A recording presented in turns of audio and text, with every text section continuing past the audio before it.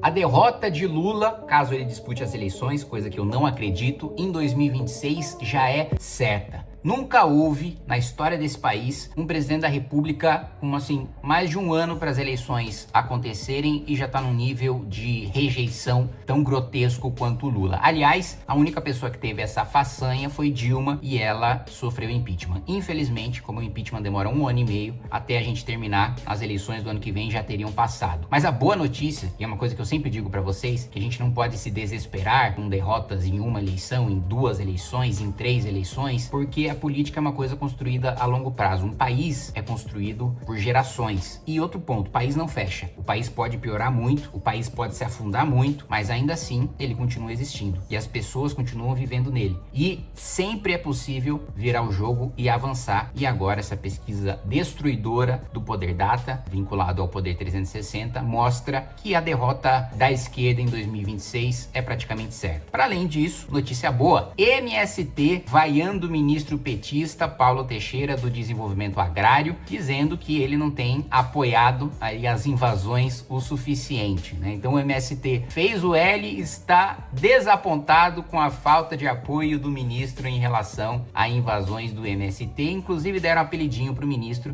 que você vai descobrir qual é esse apelido logo depois que você se inscrever no canal, clicar no sininho para receber as notificações, deixar o seu like, compartilhar esse vídeo.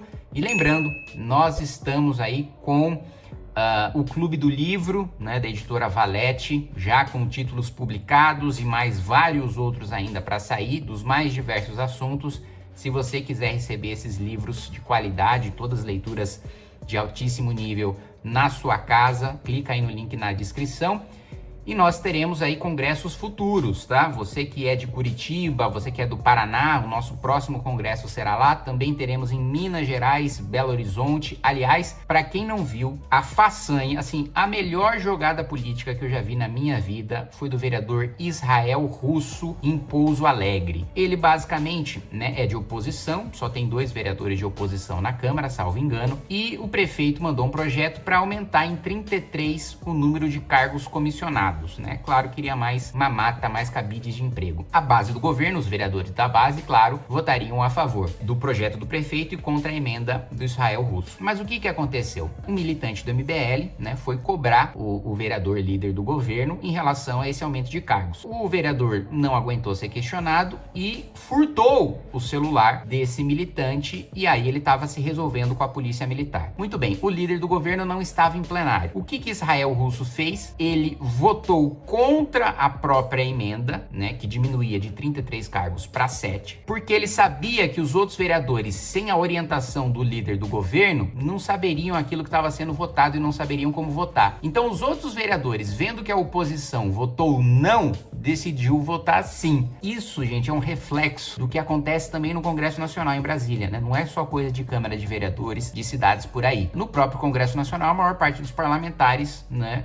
votam de acordo. E não é só do governo não, viu? Gente da oposição também, boa parte não sabe o que está votando e vai de acordo com a orientação. Então o que aconteceu? A base do governo votou a favor de 7 cargos em vez de 33. A emenda foi aprovada. Ronaldinho Gaúcho! Uma jogada de mestre de Israel Russo, né, que votou contra a própria emenda porque sabia que os vereadores desqualificados que são votariam no contrário só porque ele é de oposição. Então falaram, bom, não tem o líder do governo aqui, mas é só a gente votar contrário à oposição. Genial! Teremos então, e com a presença de Israel Russo, com a presença de Luana também, de Chapada Gaúcha, nossa vereadora, nós teremos também um congresso em BH. A nossa agenda de congressos você acompanha lá no meu Instagram, tenho postado sempre, também no Instagram do MBL na Estrada. Vamos lá? A aprovação do governo Lula, 79 anos, continua em queda. A desaprovação em alta. Tudo piorou um pouco para o petista de março para junho, embora as oscilações tenham ficado dentro da margem de erro. Só que as curvas mostram uma degradação contínua em 2025. O levantamento foi feito de 31 de maio a 2 de junho,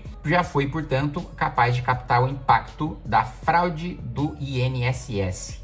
O resultado mostra o seguinte: 56% da população rejeita o presidente Lula, desaprova o governo de Lula e 39%, eu gostaria de falar apenas 39%, né? Mas 39% é muita gente, são dezenas de milhões de brasileiros que ainda acreditam no Lula. Felizmente é um retrato do nosso país, né? Mas uma diferença muito grande. Vamos lembrar, nessas eleições, Lula levou pelo quê? 1%, menos de 1%. Agora nós temos uma diferença de 17%. De 17% nós temos, né, uma diferença muito grande para um presidente da República que nem tá no ano eleitoral, né? Gente, quem tá no poder, quem tá no cargo, primeiro que em pesquisas tão cedo assim, eles já têm um nome, né, mais forte do que qualquer outro candidato, porque as pessoas conhecem ele, né? Um ano e meio antes da eleição, a maioria esmagadora da população não responde de fato em quem vai votar, responde no nome que eles conhecem na pesquisa. Por isso que muita gente famosa, né, ou gente que tá no cargo, em prefeitura, governo do estado, sempre começa muito bem e vai derretendo ao longo do tempo, em regra. Claro que tem as exceções. Só para pegar o exemplo aqui da prefeitura de São Paulo, quem não lembra que toda eleição o Russomano começava na frente? E era porque as pessoas de fato tinham grande convicção de votar no Russomano? Não, mas é porque colocavam outros candidatos na pesquisa e não tinham a projeção do Russomano, que só se tornariam conhecidos uma vez começados os debates, o tempo de TV, e aí o Russomano começava na frente e ia derretendo. Mesma coisa da Atena. Da Atena sempre apareceu em primeiro, porque as pessoas conhecem o nome dele, mas na hora do vamos ver, espreme, vê que não tem nada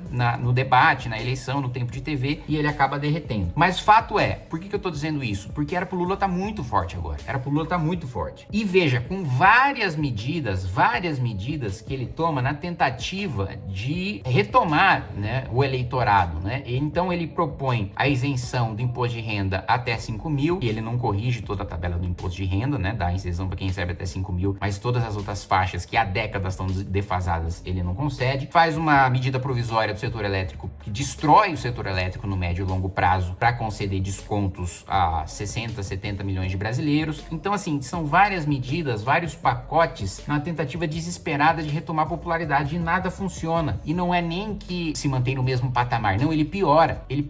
E vamos lembrar, né? Lula tinha prometido que 2025 seria o ano da colheita, que ele teria feito os ajustes ali, né? Cortado gasto, aumentado receita, e agora ele teria grana para investir, que é geralmente o que os governantes fazem, né? Promovem o ajuste no começo para depois ter capacidade de investimento e de entrega. Mas o problema é que o Lula não fez ajuste nenhum. Ele tá acreditando que o Haddad fez acertos para sobrar caixa, mas não tá sobrando nenhum caixa. Pelo contrário, o desenho do arcabouço do Haddad, eu já disse isso infinitas vezes, aumenta obrigatoriamente os gastos, e é um grande desastre. Então, assim, repetindo para que depois ninguém tire o meu mérito, porque eu tô falando isso há mais de ano, Lula não será candidato. E Lula não será candidato por duas razões. Primeiro, ele sabe que perde, não quer fechar sua biografia com uma derrota. Segundo, seu estado de saúde não é bom o suficiente para ele disputar uma eleição, fazer uma campanha. Fazer campanha não é fácil, fazer campanha é desgastante, fazer campanha é uma das coisas mais exaustivas que existem, tá? Acreditem em mim. E isso porque eu tô falando só de alguém que fez campanha de deputado, presidente da república, prefeito, governador, tem campanhas mais pesadas ainda. Então Lula não tá em condição de saúde de fazer isso. E a nossa notícia para finalizar, sorrindo com alegria, MST chama Paulo Teixeira de ministro promessinha em evento em São Paulo. Integrantes do MST e da Comissão Pastoral da Terra ironizaram o ministro de Desenvolvimento Agrário Paulo Teixeira durante a audiência na Câmara Municipal de Votuporanga, no interior paulista. Em coro, membros de acampamentos e assentamentos da região gritaram ministro promessinha no plenário da Câmara durante evento que reuniu representantes do Instituto de Colonização e Reforma Agrária, o INCRA, que é vinculado ao Ministério.